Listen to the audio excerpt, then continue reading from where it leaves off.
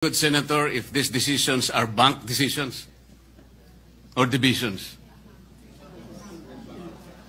Yes, Mr. President, unbanked decisions po.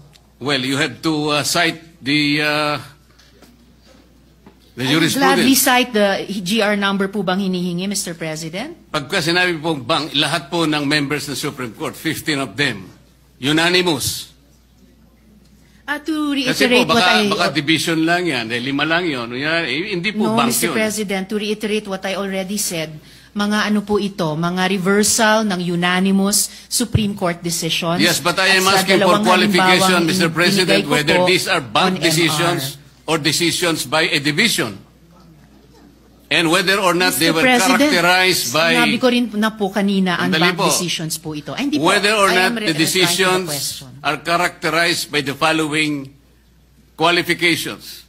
1, unconstitutional, void ab initio, violative of due process.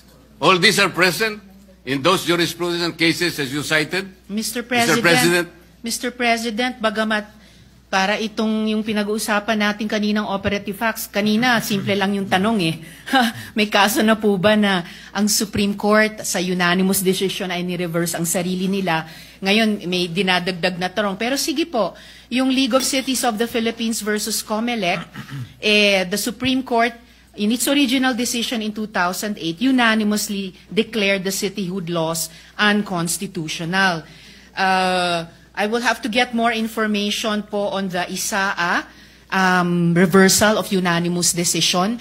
Pero malinaw na mga sagot na po ito dun sa original na tanong. So the original assertion na hindi po natin alam kung na-reverse na ng Supreme Court ang sarili nila sa original na unanimous decision has fallen by the wayside. Kasi the Supreme Court, as I said already earlier, has reversed a unanimous decision unbanked in a lot of instances before. Yun lamang naman po, Mr. President. Noted and entered into the records. Majority of Law Leader. Yes, Mr.